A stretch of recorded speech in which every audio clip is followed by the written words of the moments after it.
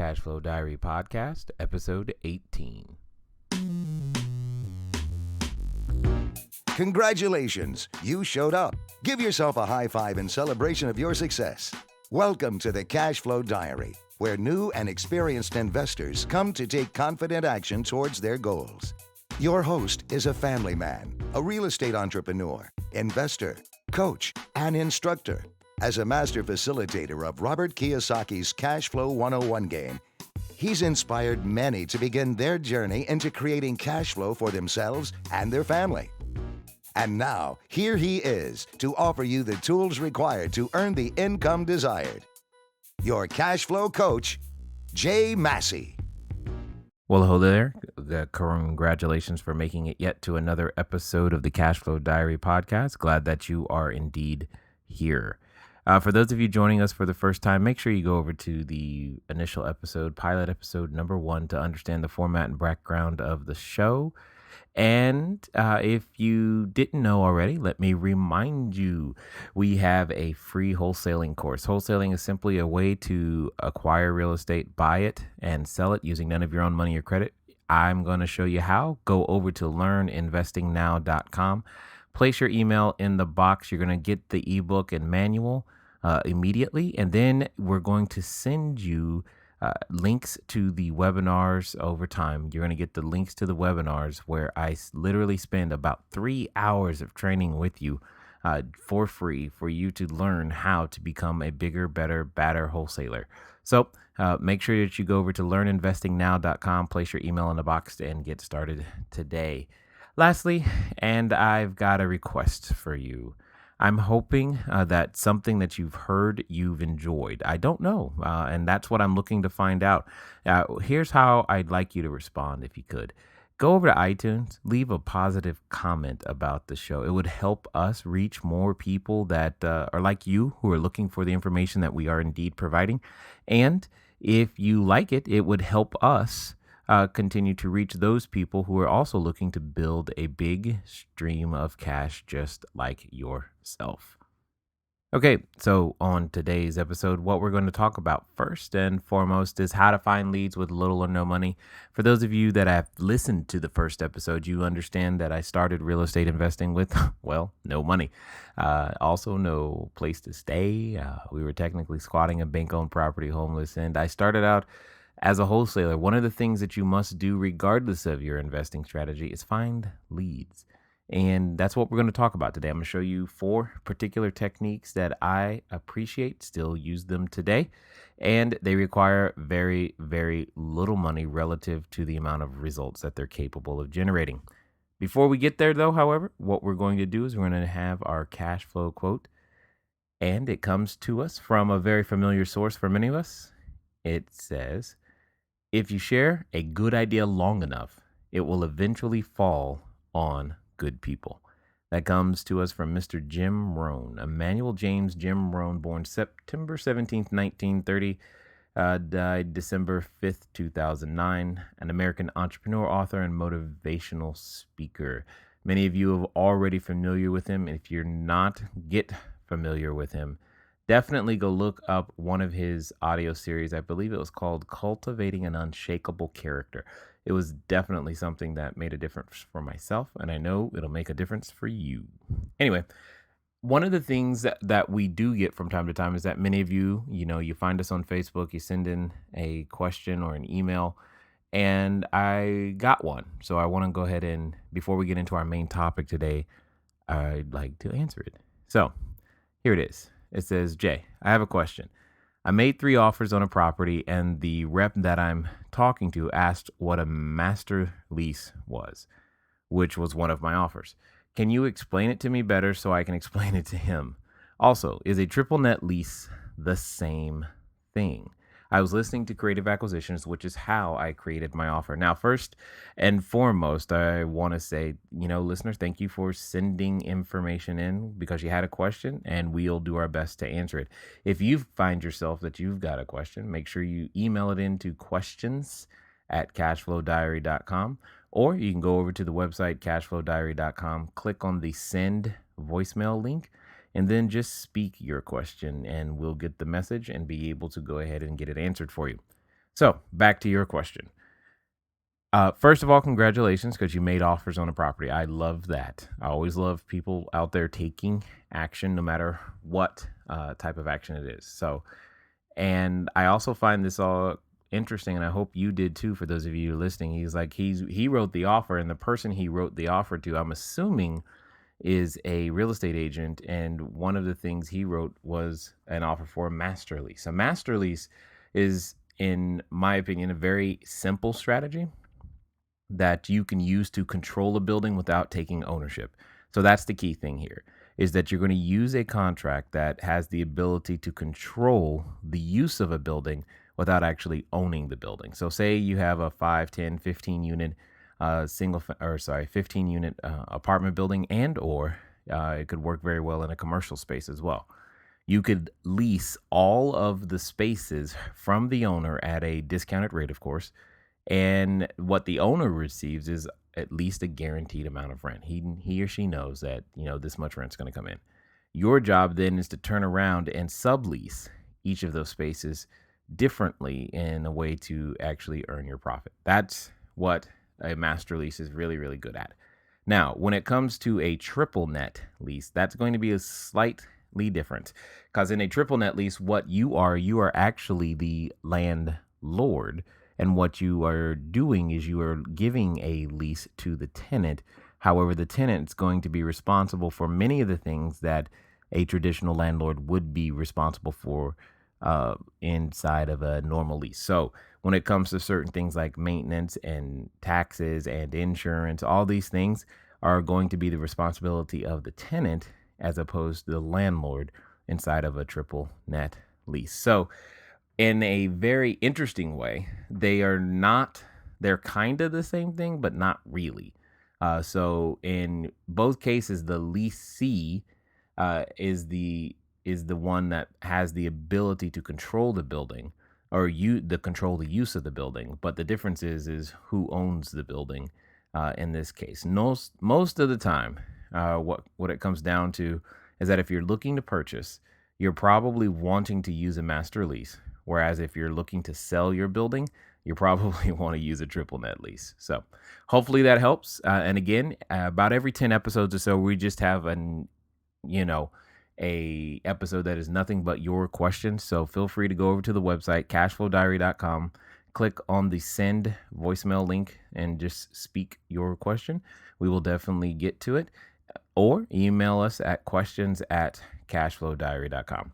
All right. So today we're going to talk about the lead generating process that many of us can use, or maybe the other word, prospecting. Either way it goes, we're going to talk about it. I've got 4 specific things that I'm hopefully going to be able to get through in the time that we've got today to be able to give you something that you can use immediately to go out there and take action. All right. So the first and foremost one is, again, based upon being in person. Because remember, when you're first starting out, you may not necessarily have a budget for, high dollar marketing and flyers and 800 numbers and all this type of stuff. So what that meant, especially for me, is that I had to find a way to do these things, still generate these leads, and be able to create a system that I could follow simply, easily, and almost in my sleep, no matter what it is that I was doing. And when I say no matter what it is that I was doing, it's in the course of, whatever your daily activity was. If you could learn to generate leads as you go through your day, you will experience more success faster than you actually think. And that's one of the techniques that I just had to get used to, and more or less the ways of thinking that I just had to get used to, is that everywhere I went, I had to figure out a way to generate leads. So here we go. Here's one of those ways when you're meeting a person in person. So sometimes you can go to these events, and they're called networking events, right? Where you're a bunch of people who are seeking business or seeking to, serve other people with their products or services, meet. And they meet for the specific purpose of letting other people know what they're doing and looking for products or services that they can take advantage of. I like going when I'm looking for something in particular. I can always count on a networking event to be able to either A, find the particular service I'm looking for or find a person who knows the service I'm looking for. So it's a great place to go. If you've never been, you can look them up online. They're all over the place. I know in the US, we have a website called meetup.com. That's meetup.com. There's also organizations like Business Networking International, BNI, as well as LaTip, as well as I'm sure if you are on Facebook of any kind, I'm sure you've been invited to many of these events before. So, in those events, one of the things is people like to ask you, so what do you do? And depending on how you answer that question, that can turn either people away or turn them toward what it is that you have to offer. So here's a simple sentence that you can use, or a simple, I guess I should say, template that you could use and modify as you see fit to be able to succinctly and effectively communicate. Because sometimes you may only have 15, 20, or 30 seconds to be able to communicate your idea. And you've got to be as effective as you possibly can in that short period of time. So here it is. If someone asks you, hey, what do you do? So you're in this business, you're trying to become a real estate investor. So keep that in mind. But here's the template. It is the word I, and then it's followed by an action verb, target market, how to, benefit, so they can benefit.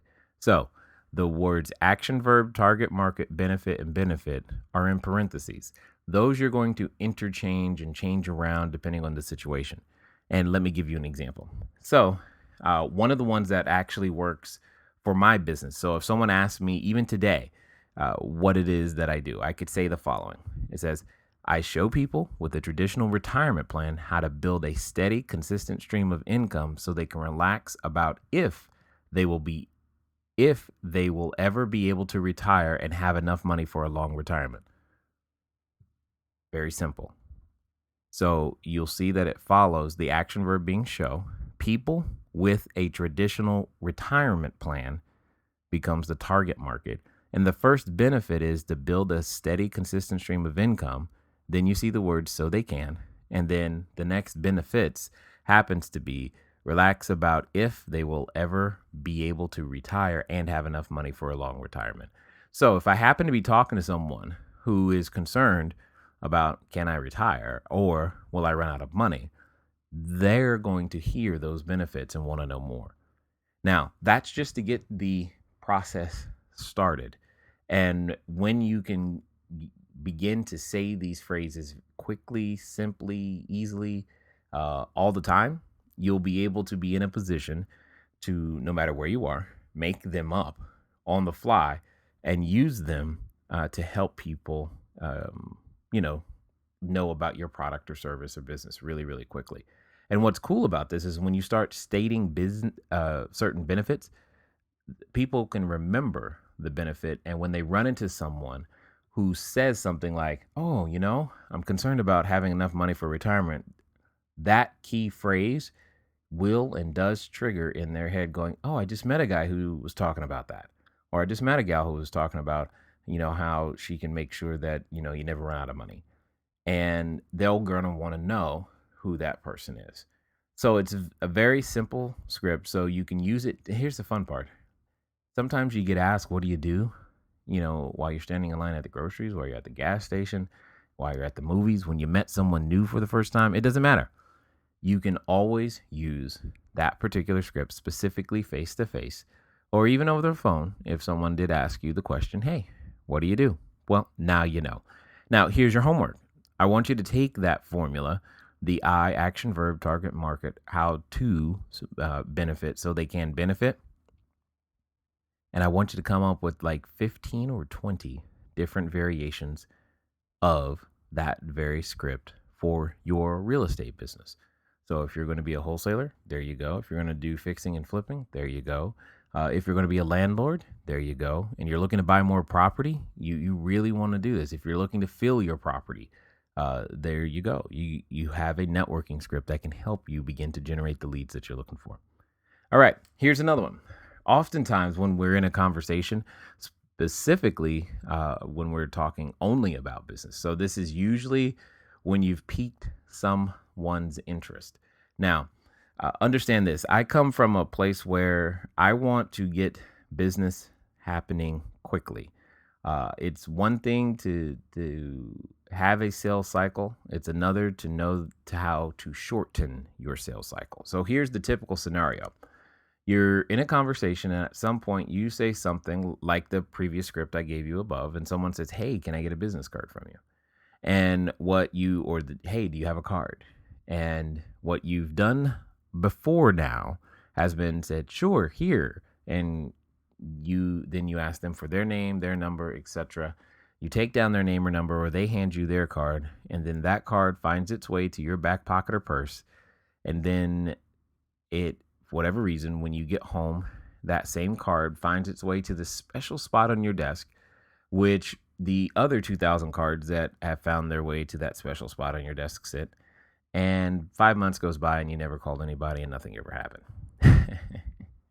I speak from experience on this one. And I know some of you listening to my voice right now have done something very similar to that. So here's the point. When someone is asking you, or when you have done the work necessary to generate the interest to the point where they say, "Can I have a card?" or "Do you have a card?" What I like to do is, instead of giving them a card, I'd rather give them a quote unquote appointment reminder. Here's what I mean. Now, on that card, it's still going to have the same information that my business card would have. However, I would do the following, and this is what I would suggest for you. So if someone asks me, "Hey, do you have a card?" You know what? Yes. Now, I'm going to pause after the word yes. And then as I'm handing my card to them or getting it out of my wallet or whatever I have, I'm going to ask them the following question. Why do you ask? I know it seems silly, and I know you're thinking, well, they want my information. That's why they're asking. You don't know that. Don't assume anything. The more you assume, the less you really know.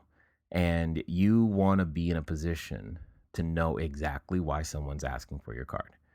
And usually when you ask, or when I've asked that question, people respond with, "Yeah, I'd like to call you later so we could talk about some things that you said." And then my response is, "Really? About what?" Okay. Now, hear that again. It's just, "Really? About what?" And then they're going to tell you what it is that they want to talk about. They're going to tell you the subject of the appointment. Here's why this is important. It's because, first of all, by the time you take their card and number and go back home, and even if you do call them back, you have to chase them down to get them on the phone to try to set the appointment, and which means you have to remind them of whatever it is that they wanted to talk to you about, because they've forgotten in the time that they've taken your information and gone back home. So after they answer the question about what, I'm going to say something to the following effect. I'm going to say, "You know what? I've got my I've got my iPhone right here," or whatever you use to keep your calendar. So I'm going to say, "I've got my iPhone right here," or "I got my calendar right here. Do you think it makes sense for us to go ahead and get something on the calendar now so we can talk about that sooner rather than later?" And usually the answer is yes. So now here's what happens. I've turned at what normally is just me handing them their card, and then 2 weeks of chasing them down, and then finally waiting another week for an appointment. I've collapsed the time frame, what normally took 3 weeks, down to a couple of minutes. I've got the appointment and I'm in the game. And I have the added benefit of knowing why we're meeting and what problem or problems that they're experiencing that they heard me say I could solve. And then the appointment goes faster, smoother, and everybody's happier. It actually happens. When I started doing that, it became very, very magical. In fact, I got to the point to where I even stopped carrying business cards. And when people would ask me, "Do you have a card?" I was like, "No, but I'm curious. Why do you ask?" You could still say no and go, "Why do you ask?" And then they'll tell you. And then you can do, "Really? About what?" And then you go, "You know what? I've got my calendar right here. Do you think it makes any sense for us to get that on the calendar now? We can go ahead and get something scheduled sooner than later, you know? Because remember, it's their problem. And usually when you offer to help someone with their problem, they're ready and willing to solve it. Now, here's what's also cool about this. Occasionally they're asking for your card so that they can hand it to someone else. And now you know that, which is great. And then you can find out information about the referral that they're planning on giving to you. In fact, you could possibly find out enough information to be able to go ahead and set that appointment or get that name and phone number immediately and set that appointment while they're still there. So here's how that would look. It's like, yes, I do have a card. Why do you ask? And, oh, really? You want me to talk to your friend? Okay. That makes sense, but what specifically about? And then they're going to tell you. I gotcha. And then you're going to say, you know what? I've got my phone right here. Do you think it makes any sense if we gave your friend a call real fast to see what their availability is so that all three of us can sit down and we can talk about this? See, you're being proactive. You're showing that you have an intent to help. And most importantly, that you are confident that you can solve whatever problem there is. And when you do that, you tend to get the appointment. All I'm saying is that I think it will help you generate the leads. I'm teaching you what to say so that you can generate the leads and keep and have good quality leads, most importantly, and get the business done, whatever that looks like. Here's then the next little piece of a script that I would love for you to assimilate into your vocabulary that generates tons and tons of leads for you. And again, you can use this one with any particular situation and it works very, very well when someone or after someone has asked you, what do you do? But in case they haven't, it doesn't really matter. At some point, you're in a conversation with people. It doesn't matter where you are. You could be in the middle of the mall, shopping mall, store. It really, really doesn't matter. But so long as you've explained something about what you've done, here's kinda what you could say. I call this a referral script. It's, Bob, um, I'm wondering, I'm not 100% certain, but if you had a friend or maybe a family member or just someone that you knew that was looking to be able to buy or buy property at a discount or sell any of their property really quickly, do you know anyone that would be interested in anything like that? Now, here's the thing. You're going to use their name and you're going to ask them if they know anyone, any of their friends, any of their families, any of those random associates that would be interested in whatever you believe your biggest benefit is. So if your biggest benefit is that you can buy property quickly and close with cash, great. If your biggest benefit is that you've got a lot of seller finance property right now, and what you want to do is be able to sell property, or someone who was looking to buy property using none of their no credit check required, then that could be the biggest benefit.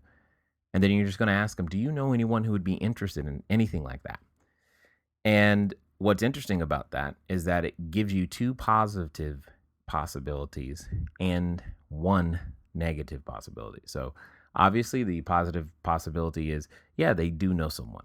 Here's the second one. If they are that someone, they will tell you. So you've got two shots at something positive from that. And then obviously you still have the no, I don't know anyone like that. However, the no is still a yes. And this is why. Because then you're going to say, regardless of what they say, it's going to be something to the effect of, Bob, when you are in the process of referring a business, a product, or a service, what is typically the best route to help you feel comfortable in referring that service? Do you have to try it yourself? Do you need to find out more about it? Or what is your process?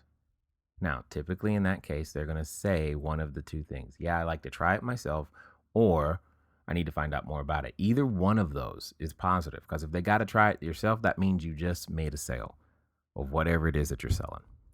If they say something like, I'd like to find out more about it, then it's going to become, well, Bob, do you think it makes any sense for us to sit down so I can invest some time with you and show you a little bit more about who we are, what we do, and how I might be able to benefit? Like how I can actually close properties really fast or how I can sell properties without credit being required. All of those things begin to help you generate those leads. And now, when they leave, because again, this is going to get at that point, you're probably going to get the, well, yeah, that makes sense. Do you have a card? And you already know what to do there. So, all of those are three. I've got four in this particular episode to share with you. The best one is coming up in a moment. What I want to do right now is go through our cash flow question. And here it is. If you remember last week's question, it was in residential real estate, what is the more formal name for the offer? What is the more formal name for the offer? That is called the residential purchase agreement or residential purchase contract, also known as the REPC. You'll probably hear it like that at some point, sometime, somewhere. Good. And then this week's question, remember, for those of you who are playing, feel free to send in your answers to the question to cashflowquestion@cashflowdiary.com. The first person to respond with the appropriate answer will get a signed and autographed copy of my upcoming book, The Cash Flow Creation System: How to Create Wealth in Any Economy. Inside the book, just as a quick tip, it'll go over my entire business model from beginning to end, including raising private capital, wholesaling, and multifamily buildings. And you could get an autographed copy. So if you send in your email with your answer, make sure you send in your address. Otherwise, it's going to be really, really difficult for us to mail you a copy. All right. So this week's question is, in your written contract, what is the more formal name for what we typically call escape clauses? There is a formal name for something called escape clauses, and I am looking for the answer. It is a 2-word phrase that I am looking for. So send that in to cashflowquestions@cashflowdiary.com with the correct answer, and your book will be on the way. Awesome. All right. So let's get back to what I think are some excellent ways to generate leads. And let me give you what I call my biggest and best. Here it is. There's a game out there that Robert Kiyosaki has created called Cash Flow 101. At the end of the day, what you want to be is you want to be someone who teaches this game. So where it starts, it doesn't matter. The point is get started. Come play with me if you have to. Go play with someone else. Start teaching it, yes, even in your own house. It doesn't matter what your house looks like. Invite people over and learn how to teach and play the game. Okay, so don't just play the game. Eventually learn how to teach it. So you may have to play a good 10 or 15 times with someone else before you actually get how to teach the game. So now you don't want to just teach the game. You want to learn to become the best instructor of the game in your area, period. You want to be known as the person who plays and teaches the game to other people.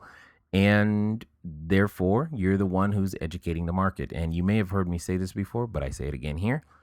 He or she who educates the market dominates the market. And you'll be seen as a go-to person with expertise, because you will have expertise as it relates to investing, specifically in real estate and business. And now that will help you generate the leads, attract to you the people who are interested in real estate, be they interested in selling property, buying property, or even helping you by lending you cash. All of these things have come to me from playing the Cashflow 101 board game. Plus, it has the added benefit of being fun and developing deeper relationships with your clientele than you normally would in the first place. So you're saying, okay, cool. How do I generate leads with it though? Well, obviously, I said before, you can go to meetup.com, let people know that you are playing the game, post a link on Facebook. Hey, tell them that you're playing the game. So you want to, find a location, get the game together, and invite people to come play with you. You say, well, that's too much work. All right, cool. Here's what you do. I want you to still go get the game. So you're still going to need a board game. And get 1 or 2 of your friends, in on this. Okay, so maybe 2 or 3 of you can get together, split the cost of the game, and here's what you do. I want you to go find a coffee shop in your area. And most coffee shops are built around the business model of come have a cup of coffee and stay a while. That's kind of what they want you to do. They want you to stay a while. They've got indoor seating. They've got all of these refreshments. They have different cups even if you dine in versus take the coffee to go. So they want you to stay. All right, cool. Then I'll stay and I'll happen to bring a game and a few friends. Now, here's what happens. While you and your friends are in Starbucks, you're going to play the game right there. Other people who like coffee are going to come in and they're going to see that you guys are playing the game. And what's interesting about that is that in that environment, you're a safe person to come up and talk to, and then they will. Some of those individuals will be interested in real estate for their own purposes. Obviously, some of them could be realtors, some of them could be lenders, some of them could be selling houses, buying houses, some of them could own the houses, they could be landlords. It's all kinds of resources come in the coffee shops because they like coffee too. They're people. And what's interesting is, more or less you can play the game and literally watch others come right up to you and jump in your quote unquote boat. It's a pretty fun way to generate lots and lots of leads. So that's all the time that we have today. But as a final comment, here's something I want you to think about. The person who you are at this moment will meet a new version of yourself on the journey towards obtaining your goals. Until next time.